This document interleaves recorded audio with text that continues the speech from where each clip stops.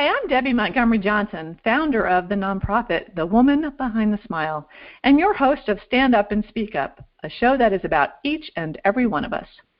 Many of us have something we're hiding, something we're ashamed of, something that through no fault of our own or through our own making we keep hidden, and that in turn keeps us hidden from each other and the world. Good people go through terrible situations. Wise people know when and how to let it go. Everything that happens to us helps us grow, and while it may be hard to see it right away, the most important thing to do is to change your perception about your circumstances.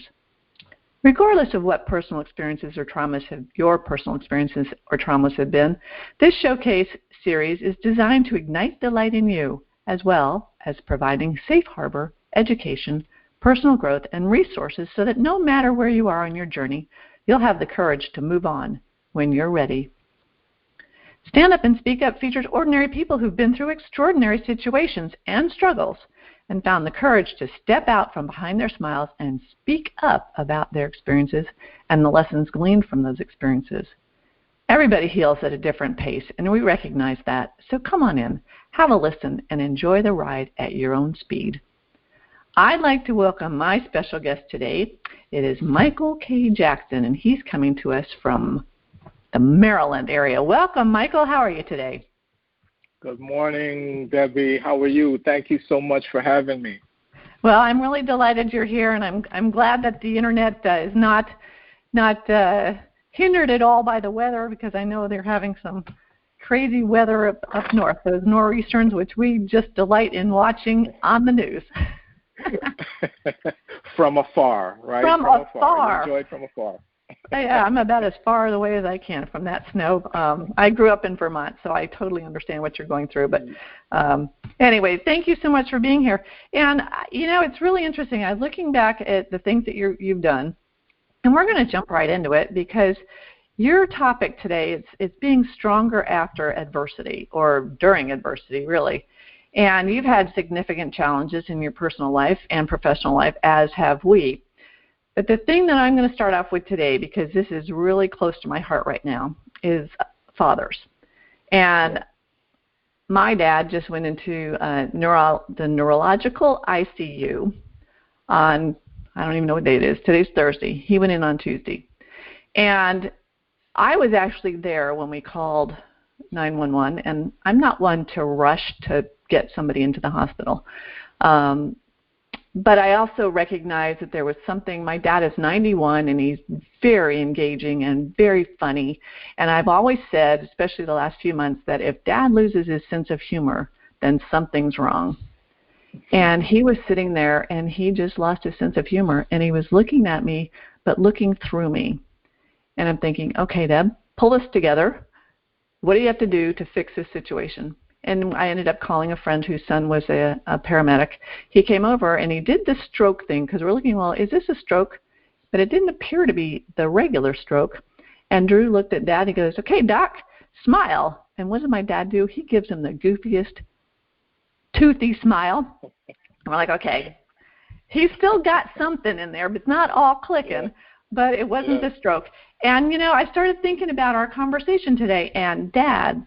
And we're going to jump right into your story with your dad, because I could tell that you guys were really close. And can you just kind of tell us, I want you to go back to that call that you got in 2017. We're going to jump right into this and then go back and forth to other things, but kind of tell me your relationship with your dad and what happened. Absolutely. So, you know, as many of you know, 2017 was a rough year for hurricanes, and I know, Debbie, you're all too familiar with hurricanes since you're right down there in Florida.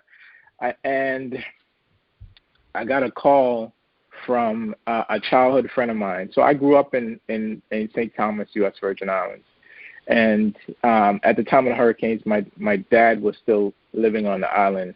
And the first hurricane that hit was Hurricane Irma, that essentially came in and all but destroyed all the infrastructure on the island. Not all, but a lot of it. It severely damaged the island. And then this was September 6th of 2017. And then exactly 2 weeks later, on September 20th, in comes the infamous Hurricane Maria that just swept through the island. And I remember reading a headline that said, what Irma didn't destroy, Maria drowned. Mm-hmm. And I remember during the time between the two hurricanes, completely lost contact with my dad. And I was so worried about getting that kind of phone call, but I actually got a phone call from him about 3 days prior to Hurricane Maria hitting, and I missed the phone call. I played back the voice message, and his voice sounded really just worn out. And he said, "Mike, boy, I'm all right, but I'm back to the booze, but I'm all right." So we were all there during that time. We were trying desperately to get him off the island, but because the airport was closed, and all neighboring airports on other islands, for example, Puerto Rico and the British Virgin Islands, the airports were down. Tried to get him off. And we're in the midst of trying to get him off the island when in comes another phone call the morning that Maria hit from a childhood friend of mine that I grew up with who lives here in the States now, telling me that essentially I lost my dad.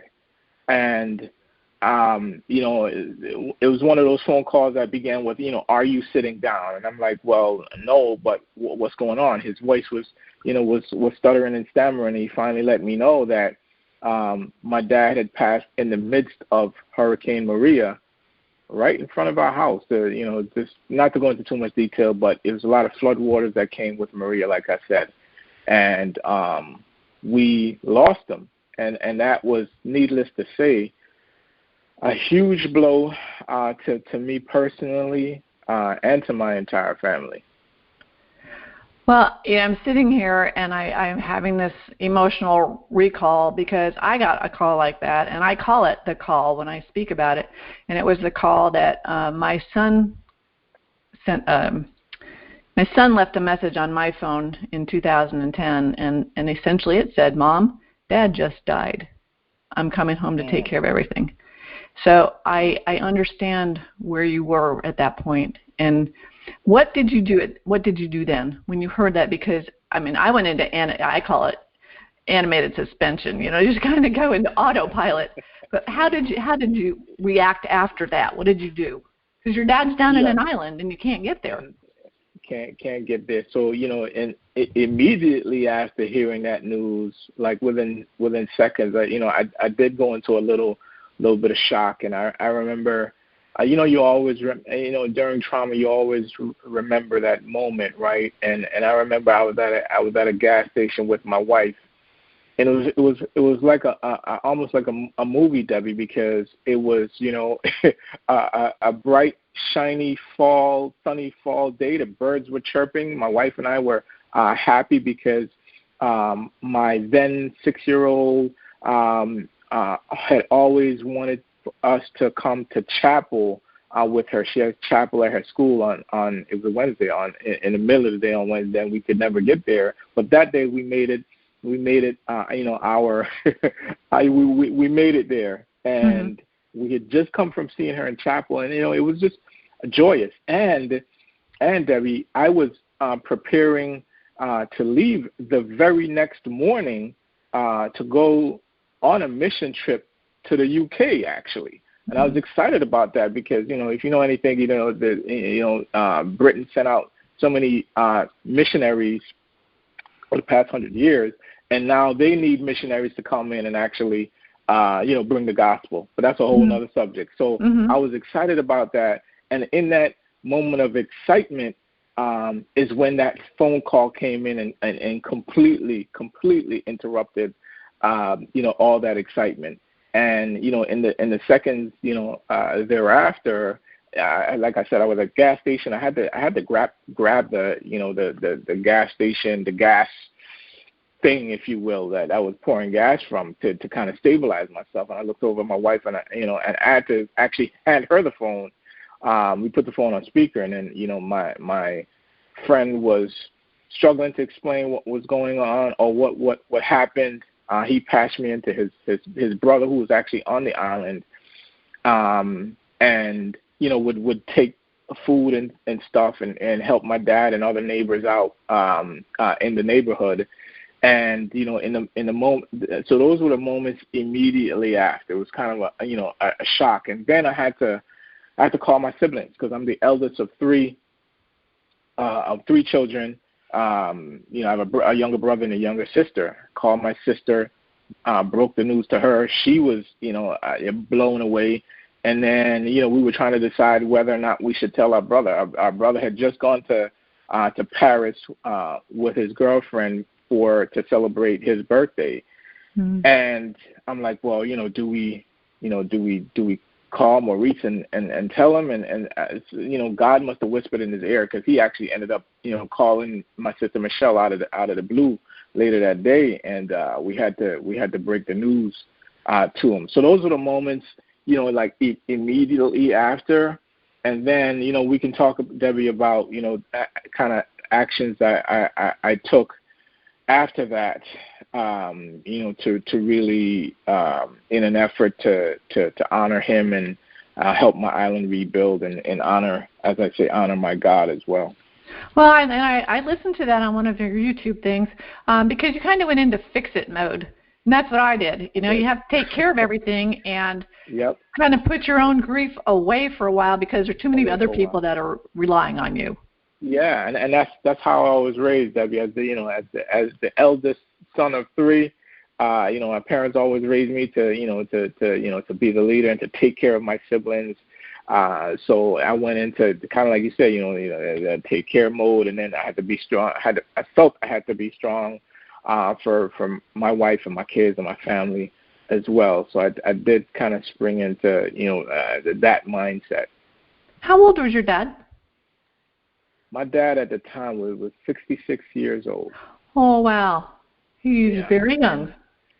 Relatively very young. And, it was a situation where he was getting ready to retire as well. And, part of the story is,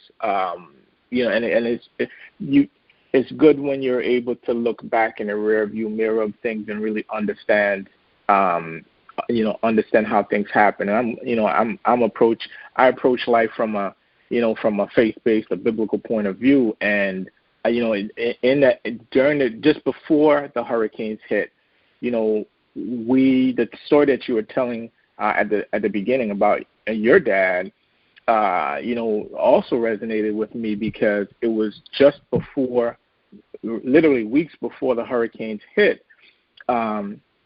We had to make, as a family, make that tough decision to bring my mother up to the States, because she, a couple of years prior, was diagnosed with early onset Alzheimer's. Mm. And over that period of time, we just witnessed her, her slowly decline, and she declined to a point where she'd come up to Maryland to be with us for a time, went back to St. Thomas, and we had gotten a caregiver, to help my dad out. But she had come to the point where it was too much to handle for my dad and even for the caregiver. So we had to make that tough decision to place her in it's not technically not a nursing home. It's a special facility specifically for Alzheimer's dementia patients. And we brought her up. My dad, this was that August, and my dad came up and brought her up, and he was making preparations to actually, retire, because she had retired, but he was still working to retire and actually join her. But that never happened. Now, the upside is being able to look back in the rear view, always saying, now, what if she had been on the island when those hurricanes hit? Mm-hmm. She could have suffered the same fate too. Mm-hmm. So, I always say there are the blessings and opportunities that are deeply embedded within every adversity we face. Absolutely, and that is so true. And you said something in your show that said that I was thinking about this morning, and it's called Live in Expectancy. Yeah. Live in Expectancy. And as you and I were talking, I'm expecting to move my mom and dad into their new home today, and it was raining this morning. And I heard that live in expectancy, and I think, okay, Deb, expect the sun to come out. Because you're going to make that move today. And I'm sitting here in my office, and the sun is beautiful, and the sky is blue. And I was like, well, thank you, Lord. Because everything's temporary. And I love that, too. You said the circumstances are always temporary. Always temporary. How do we get through that, thinking that we're stuck in this mode, though, that it's not temporary, that, my life is awful because this is happening to me? And it's basically the poor pity me, and it's kind of making light of it because, some of those circumstances are very depression, and you can get stuck in that, and it's debilitating. I have the mindset, I think, like you do, that, okay, this is just a short period of time. Get up, make something positive out of it. Not everybody can do that. So how do you tell folks or encourage folks to move out of that bad space and move on to something more positive? Absolutely. So, how I help and enable folks to do that is by using what I call my P.L.A.N resilience building blueprint. And let me back up for a second and talk about some of the actions I talked about, how I felt and the kind of actions I took immediately after hearing the news. But there were steps I took too. I kind of jumped in, as we said, and said, well, I want to be able to do something. I want to be able to do something. And for a long time, I couldn't figure out, how I can help or what I could do to honor my dad. So, long story short, I approached my church, which was doing a hurricane relief effort for Puerto Rico, which had gotten hit hard as well. And I said, well, hey, the U.S. Virgin Islands, my hometown, also got hit, and we actually got hit twice by 2 different Category 5s. Can we do something to help? And I kind of raised my hand and volunteered to lead a hurricane relief effort, which eventually saw scores of volunteers go down in small teams throughout 2018 and even into last year, 2019, on an almost monthly basis to help rebuild the island and help people rebuild their lives. And that was my way of, helping my island rebuild, of honoring, my earthly father and honoring my heavenly father as well. Well, through that helping process, if you will, I started contemplating not only that loss, but the quote unquote loss of my mom as well, at least, who she used to be. And then I started reflecting back throughout my adult life in terms of all the adversities that and stressors that I had been enabled to overcome. Stuff like, the loss of my baby girl Maya a few years prior,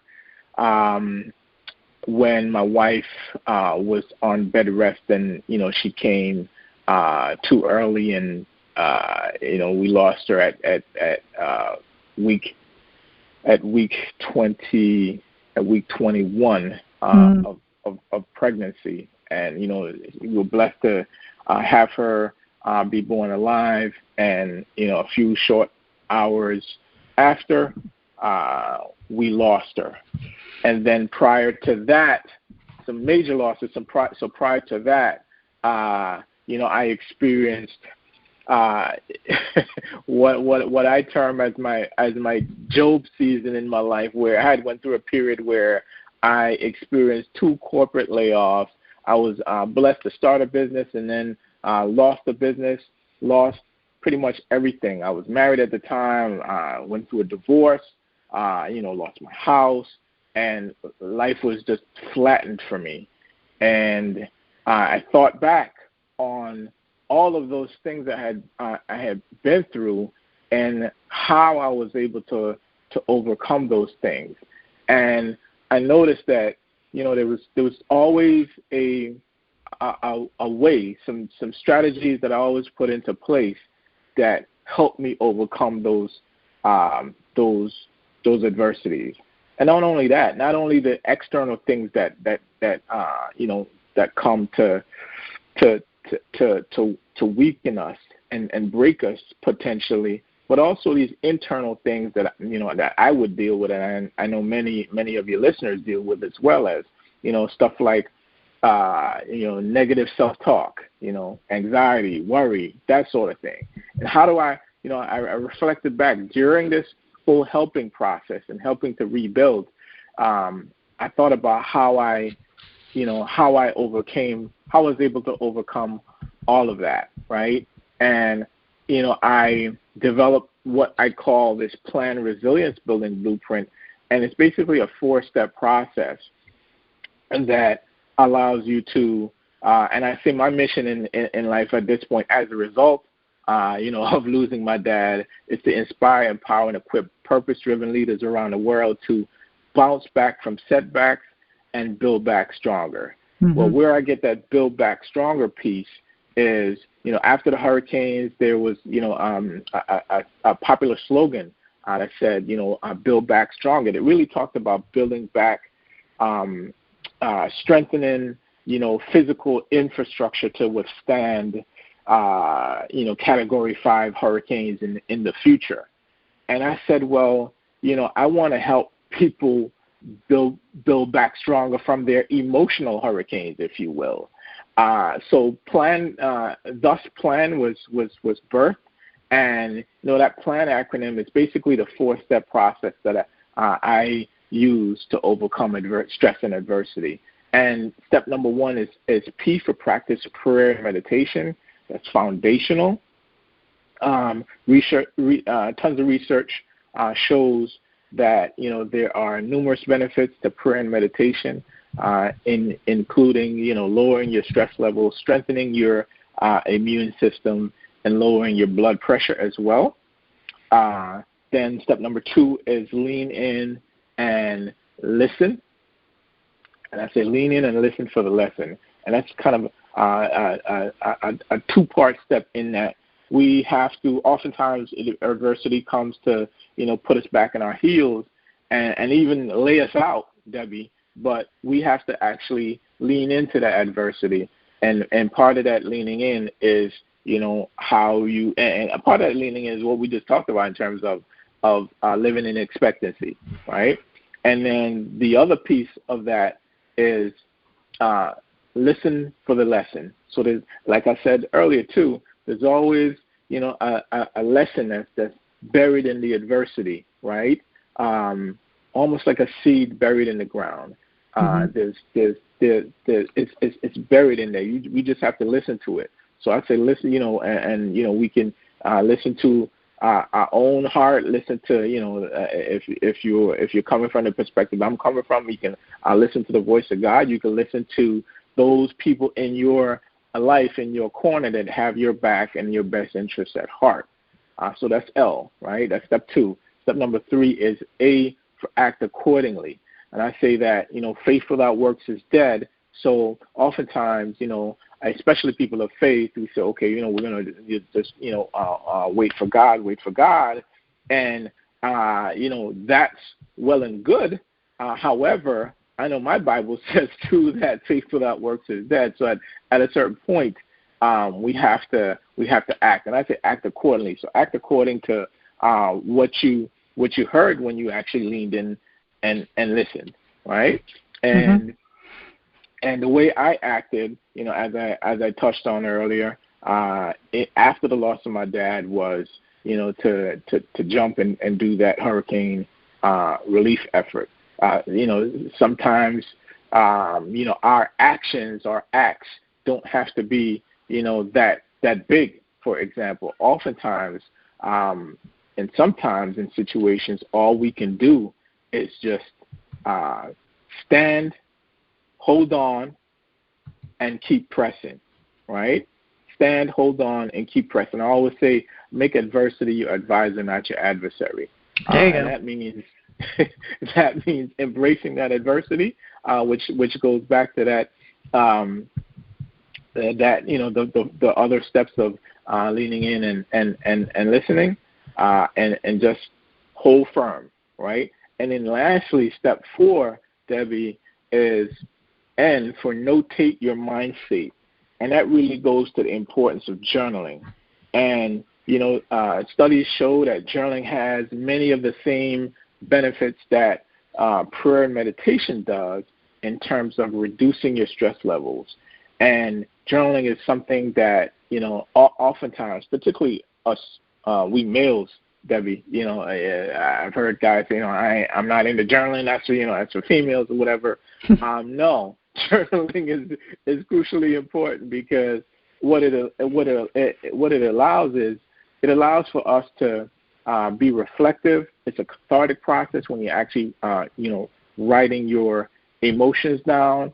It has benefits in terms of allowing you to look back on, when you read back your old journal entries, you can see how, okay, I've been through stuff before. It might have been different, but I survived. I might have even thrived, right?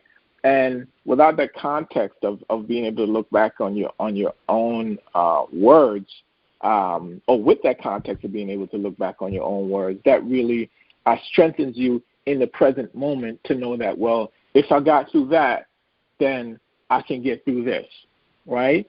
And then it also allows you to look forward, look ahead in the future, and say, I'm hopeful, because what did we say earlier, Debbie? We can live in expectancy, knowing that we're going to be all right. We're going to be all right. So that's the 4-step plan that I developed. Well, I really like it, and I feel like I've lived the plan all along. And here's another word for P. I love to practice prayer and meditation. I always pray. Meditate. I'm not such a good at sitting down and quieting down, but what I try to do is take a pause. So there's another P word for you. And that actually came one day when I was so stressed out, and I was laying in bed, and my cat came up to me and got on my chest, and he started doing what they call kneading, where his paws were going up and down and up and down, and he was doing it right over my heart. And I started to think, outside of myself, I'm like, wow, he knew I needed to have his paws pushing down on me to say, take that, Deb, breathe and take a pause, a P-A-U-S-E. Love it. But I loved it because he does that occasionally. There'll be nights, and last night was one of them when I came home from the ICU late. When I got into bed, he was right beside my shoulder, and I just felt like maybe that, we've got someone beside us. Some people call it spirit. It's God for me. But it's also, sometimes it's your animals. Your animals can feel your energy and feel that spirit. Yeah. And bless his heart, Caesar said, okay, it's time to knead on Mom's heart. So I love that. And then leaning into the adversity, not running away from it. Because so many times when you're stuck in the grief, you just want to hide under a rock. Absolutely. It's hard to lean into it and try to find something good out of it. It is, Debbie. But thank goodness it's temporary, right? Indeed. And when you say act according, what came to my mind is service. Doing service to others always gets you out of your own brain. Yes. And you did that by, in a big way, going back to the islands. It's interesting, when my first marriage, when I was married, when Lou and I got married 30-something years ago, we went to the British Virgin Islands for our honeymoon. Oh, and it's the only time was that? Was it Tortola or no? We were which one? We were at Little Dix Bay. Okay. It was absolutely beautiful. Well, my father, since COVID has hit, we can't travel. So my dad has Googled every place that he's ever been in the world. And he went back and he actually did Google Earth and saw the islands. And Little Dick's Bay got just blown away. And they're starting to come back. But looking at the islands in general, there are some spots that have been revitalized and many of it has not. So Indeed. I'm sure you've seen that. Yeah, absolutely. I mean, even, what are we, 3 years on, and, throughout the Caribbean and certainly in the Virgin Islands as well, you still see, homes without roofs, and you see remnants, lots of remnants of the storms. And what's tough, though, is that hurricane season doesn't, it keeps coming back year after year. It comes around every year. So there's our life, right? You get blown away and then rebuild, and then blown away and rebuild, but you rebuild stronger. I heard it was interesting. I heard a little story the other day about the wise man builds his house upon a rock. Yes, versus the sand. Versus the sand.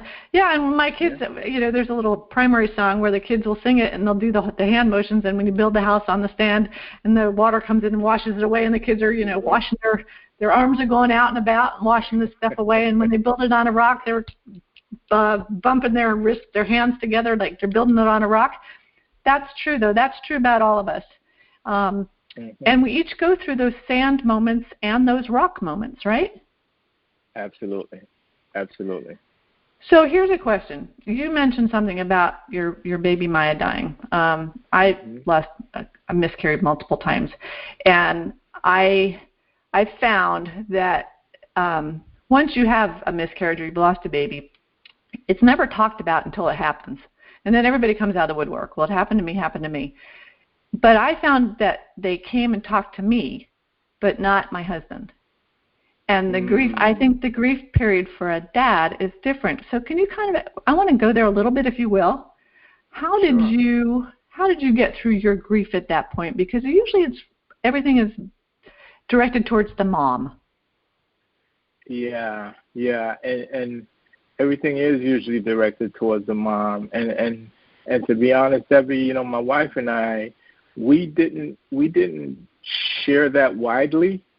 There were close family members that knew that, obviously my wife was pregnant and we lost the baby, but neither of us really went into great detail, about what happened and how things happened. And going further, it took a while for even both of us to come to grips for that. You as a woman yourself, know the emotions that and the turmoil and the tumult that you can go through in that situation. But for me, as the husband and the father, it affected me greatly, Debbie. In fact, it was, it was the toughest thing to date that I had to deal with. Even looking back on all that had happened with my layoffs and just losing everything and so forth. That was an emotional toll. But the act of, because the doctors told us that, okay, they said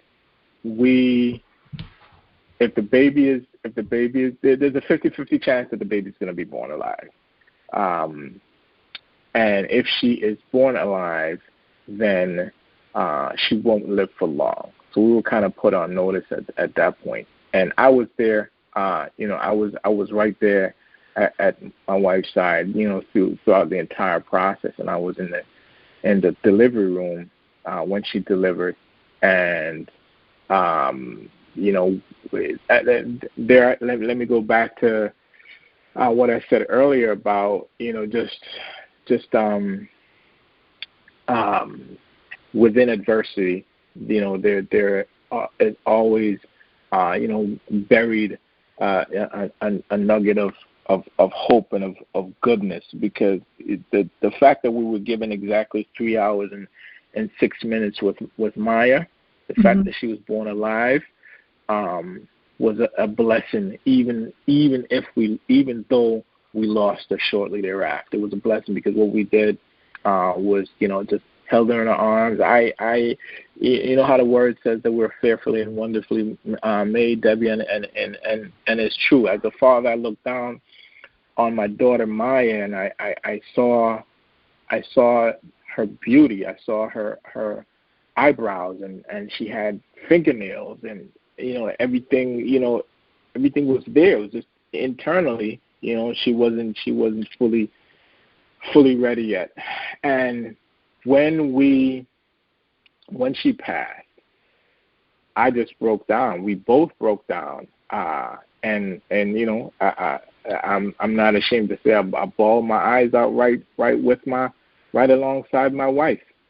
We took turns holding her and rocking her as she slowly slipped away, and that just rocked me to my core, and so much so that it's even been, it's only recently that I started my speaking and training business, where I'm actually getting out more and sharing my stories, that I've even opened up more about this story, because this is one of those stories, Debbie. I'd share the complete loss story, the layoff story, and the losing everything story, and even the losing my dad, and the losing of Maya has been such a sensitive one for me. I'm just now beginning to open up more about that one, because that was heavy, Debbie. Well, I'm really glad that you shared, though, because I've had this discussion over the years as I thought back, especially we lost one at 20 weeks, and the 20 to 21 is where they decide if he had passed away in utero, but you deliver or you have a D&C, and we still found out it was a little boy, and I watched as Lou, to process the loss. Yeah, in your mind you're thinking, okay, and this has killed me, because the doctors came back and said, well, you're strong, you can have another one. I'm sitting there going, I don't want you to be telling me that right now. Exactly. And Lou couldn't talk about it, but I think it's really important that you as dads bring this up, because, I talk about the woman behind the smile and how we all hide behind that smile. Well, this is a case of the man behind the smile. Absolutely. Because you have to be strong for your wife, and then again, but she doesn't want anything to do with you guys right now, because the hormones are going nuts, and she's going through her own grieving process. I did, and to try to come together as a couple when nobody tells you that this kind of stuff happens until it happens. Yes. And then you're thrown into it, and you're so uncomfortable with each other that you don't even know how to talk about it. Mm-hmm. So I think more guys especially need to hear the dad side. So I give you a lot of credit and honor that you're speaking up and standing up about this one, because all of us are going to lose a parent at some point, and all of us are going to lose a job at some point, and we feel that, and it's good to know that there are other people around. But losing a baby is something that is so sensitive and so personal that we can't reach out. I think moms do a better job after the fact, because they'll talk about it. But I really give you a lot of credit, Michael, for talking about this at this particular time, because it makes you so vulnerable. And people, I think, as a speaker and everything else, people want to know that you're real, and this makes you a real guy and someone that has bounced back and had his plan. Now, obviously, in the middle of that, you're not thinking about your plan. I'm sure you did a lot of prayer. Not thinking about the plan. You just elements of it, have become automatic. Definitely, that I said, that P is foundational. So prayer was essential. And let me say this too, Debbie, that because oftentimes skeptics say, well, okay, well, you say you and your wife kind of prayed your your eyes out, while you were bawling your eyes out, and you prayed and look, and look at still the outcome. And again, it goes back to that living in expectancy, knowing that even if you can't understand this tragedy, this loss, even if you can't understand it, having the faith and the fortitude to know that something, God is up to something good, and so our story doesn't end there, certainly, because unexpectedly, even I'm talking about waiting and expectation, unexpectedly, just a couple of years later, we got the news that my wife was pregnant again, and again with another baby girl, and we were needless to say, we were concerned, due to our history. She was on bed rest for much of that pregnancy, but happy to report that we delivered a bouncing baby girl whose name is Malia, and she's 5 or 5.5. Well, congratulations. So, you actually have 4 daughters. Is that what I hear? Yep, total of 4. Yep. Boy, you are surrounded by women. I have a T-shirt that says, outnumbered and outgunned. Well, good luck, and, Dad. How old is the oldest? So the eldest 2 are almost 23. Okay.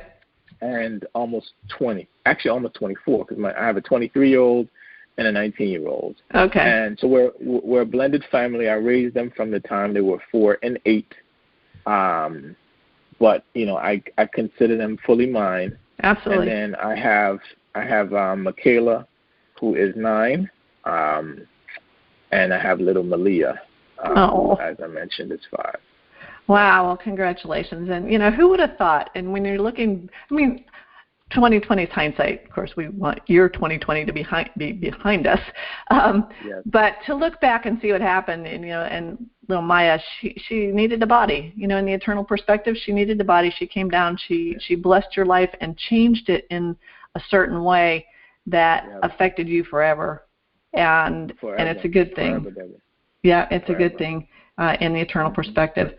So I thank you for that. I thank you for the plan. And I want people to re-listen to this, because it's practice in prayer and meditation. Lean into adversity and listen for the lesson. And that's the tough part, is listen for the lesson. Act accordingly, and that faith, without works is dead, but act accordingly to what you learned in number 2.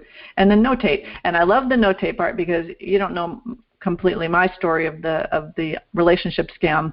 But for 2 years after my husband passed away and I got into this online relationship, for 2 years I kept a journal. And it's the one time in my life that I was consistent with my journal. I had 4,000 pages of journal through that 2-year period, which chronicled after the fact, when it was divulged that it was a scam, it chronicled the whole history of the whole thing and became kind of evidence, which the FBI couldn't use. But looking back on it, and there are times when I can go back and read part of it, and sometimes when I don't like to. But it really, I'm so glad that I did it. I'm so glad that I can look back, because it has helped me when I'm working with women now who've gone through the same situation, to say, look back at what you were thinking then, or what you were feeling back then. And this is good, but this may not have been effective.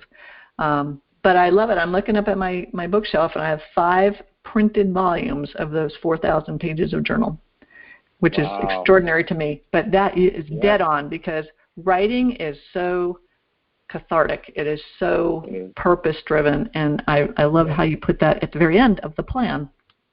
So I'm going to, at this point in time, I have my counterpart at SCARS, which is the Society of Citizens Against Relationship Scams, Dr. Tim McGuinness. Tim comes into the show. He's listening and is going to come in. And I always love to get his take on our conversation today. So I'm going to bring in Dr. Tim. I'm going to unmute him. Dr. Tim, I would like to introduce you to Michael K. Jackson. Michael, this is Dr. Tim McGuinness. Hi, Dr. Tim. Hello, Michael. How are you? Nice meeting you. I'm in kind of a weird place today because I've gone through a very similar story to yourself. My first child was stillborn at literally the last minute because of a placenta previa. So literally the child died in the last moments of delivery. That was an extraordinary difficult time, and I've never talked about it, but I just wanted you to know that I do understand completely where you're coming from on that. And life's journeys change quite profoundly at such moments. They're crossroads. And sometimes you continue on the yellow brick road to the Emerald City, and sometimes you go into the darker places in the universe and don't really come out. And even if you do, those dark places stay with you through life. Mm-hmm. In the work that we do, we deal with a lot of people who have gone through those dark places and they've emerged in the light, but they've remained touched by the experience, in some cases forever.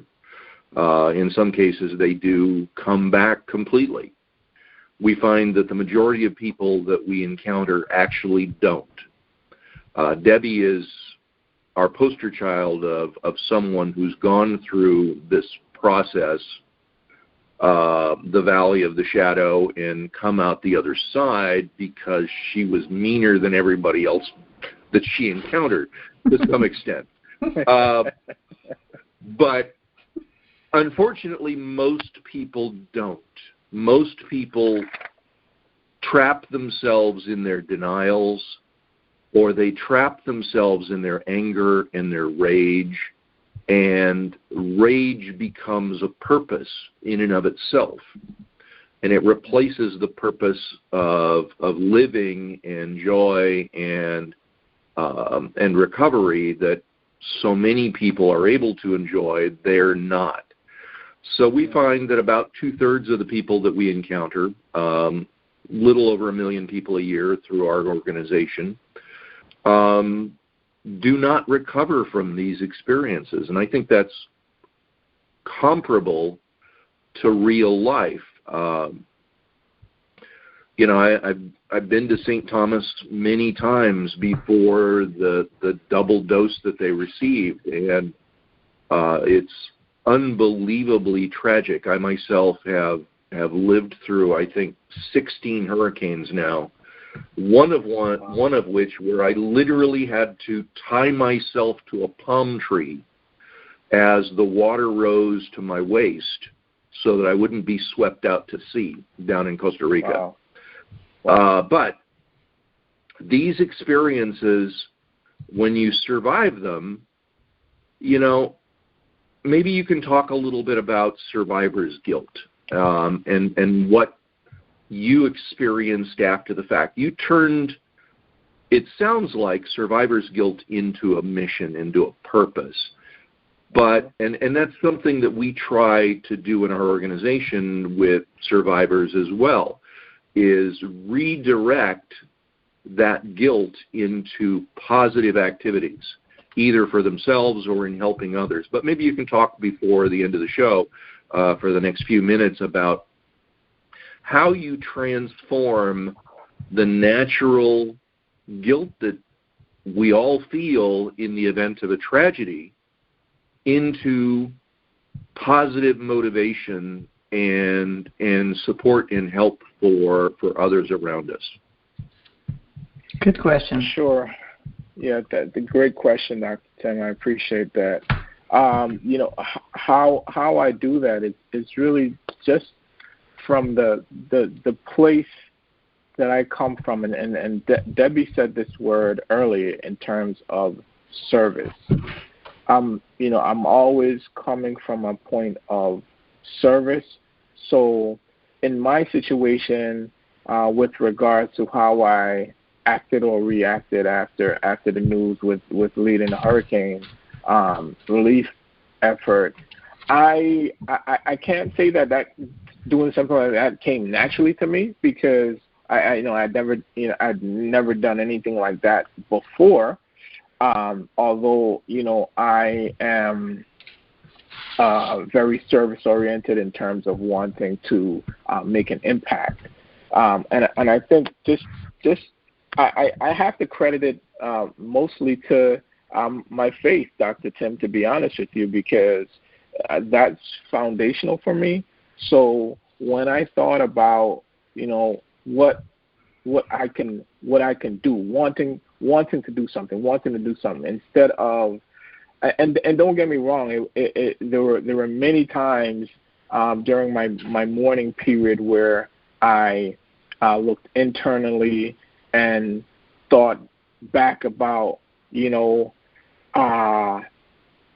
what if we had done this, or what if we had done that, or what if this had happened? We can kind of what if ourselves to death, and that keeps us in that denial and in that anger, and brings us into that rage. Because I have people in my family that haven't necessarily that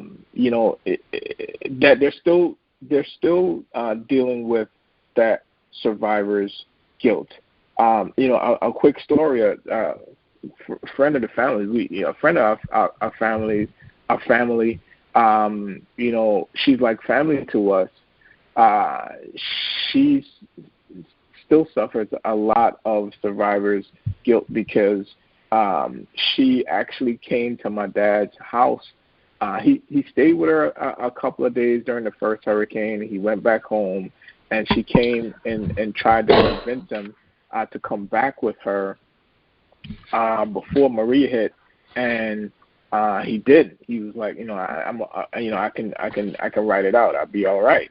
And just imagine the guilt that she felt and oftentimes still feel with regards to that.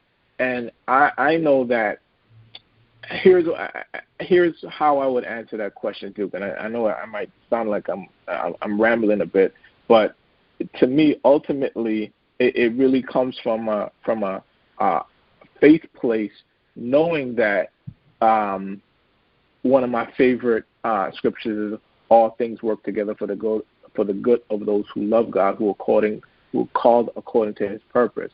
Knowing, coming from a faith place, knowing that no matter what happens, is ultimately all for the good, even if it's painful, even if the weight of it feels crushing.